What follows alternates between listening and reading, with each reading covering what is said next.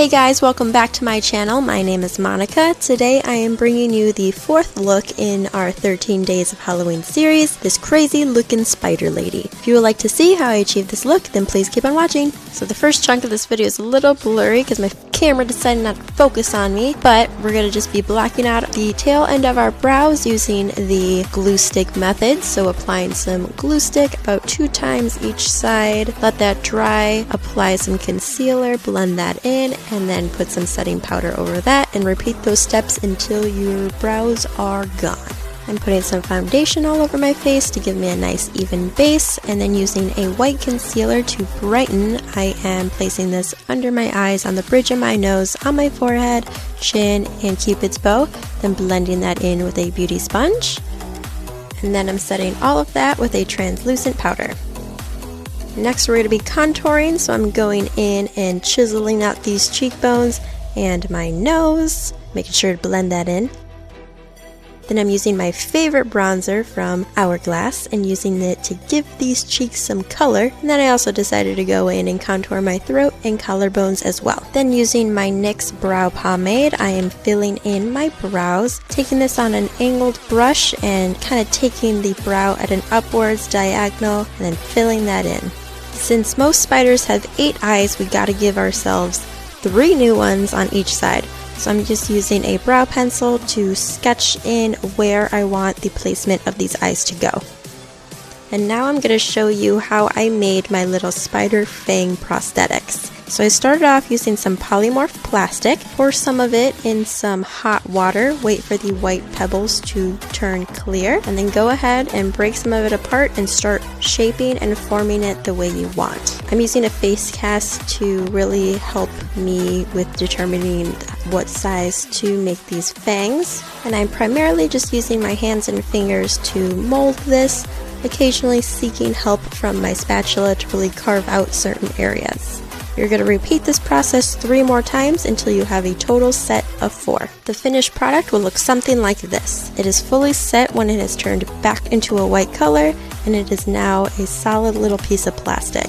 The cool thing about polymorph is that you can reuse it, so for future projects, if you want to put this back into a little tub of hot water, it will melt back down and you can reuse it to make teeth, horns, whatever your heart desires. Before you say anything, I know what you're thinking. Whoa, Monica, where did that black lipstick come from? You didn't have that before. And the truth is, you guys, I filmed this tutorial twice. This technically is that first time, but I fell asleep part of the way through filming and woke up at 6 a.m. and had to work in a couple hours, so I had to completely scrap that footage and do it all over again. So this first time around, I made the base of these prosthetics on my face, though you can certainly make it on a face cast or wherever else. So I'm just going to quickly kind of go through how I made the base of these fangs. So it's primarily just liquid latex and cotton. I'm placing that liquid latex down on my base first, as well as on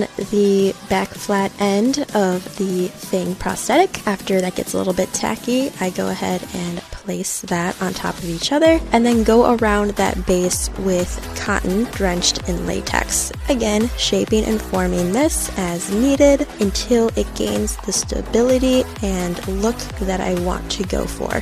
But since the second run through of the tutorial has these fangs already made, we're just gonna go from there. So I'm figuring out exactly where I want these placed, and before placing these down, I'm actually gonna go in and do my lips, so that way these little prosthetics don't get in the way of doing so. So I'm just taking a black lip liner, filling in my lips with that first, and then taking the NYX Strictly Vinyl Lip Gloss in Femme Fatale. I'm using this to give it a nice black glossy finish. Going back in with my liquid latex, I am placing that again on the back of my prosthetic, placing that where I want it, and then going through all the edges with some more liquid latex and cotton to give it that stability again, placing more liquid latex over that cotton, and then using that to blend it into the prosthetic and the skin. And I'm also using a blow dryer to quicken up the drying process. Once you're all happy with that, I'm going to start coloring in the prosthetic. So I'm using black acrylic paint to paint in the little fang portion, but you can certainly use makeup or even eyeliner to do this part. Then I'm going in with some concealer on the base portion, coloring that all in and blending it into my skin.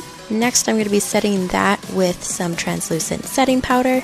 And then I'm going in with a light contour shade or like a light brown and just starting to kind of add some depth and texture to that base portion. Making sure to also get inside that crevice where the fang sits. Taking a light colored shadow and placing this on my finger and just kind of rubbing it over top of the base to highlight some areas. And then you're just going to repeat this exact same process 3 more times on the rest of the fangs. I'm also utilizing this moment to put my black Scalara contacts in. I'll have a discount code of where I get my contacts down below. And then I'm also going in and using just some black eyeliner, filling in all my little extra eyeballs. And then using an eyebrow pencil, I'm creating an upper and lower lid on these extra eyes, highlighting the lids with some light colored concealer, and then placing mascara only on my top lashes.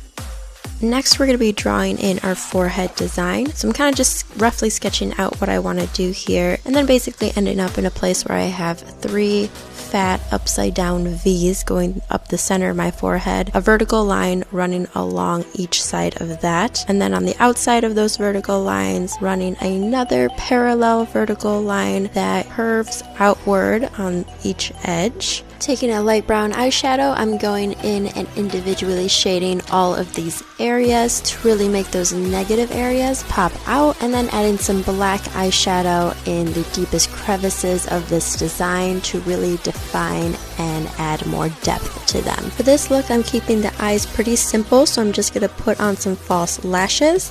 And then taking my Kat Von D Shade and Light contour palette, I'm taking the darkest shade and contouring my upper body in a really dramatic fashion.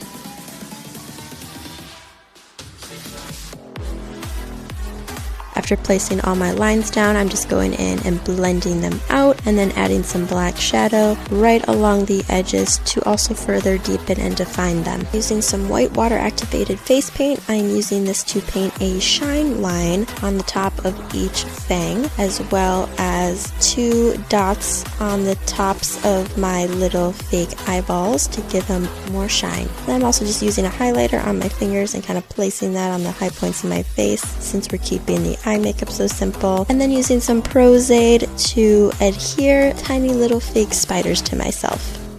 And that is it, you guys. You are now the super spooky spider lady. Thank you so much for watching. If you liked this video, don't forget to give it a thumbs up, subscribe if you haven't already, and be a part of our 13 days of Halloween shenanigans. Share this video with your friends if you want them to see it. Leave a comment below to let me know what you think. I appreciate all the love you've given me so far on these looks. You guys are awesome. Thank you again for hanging out with me, and I'll catch you in the next one. Mwah.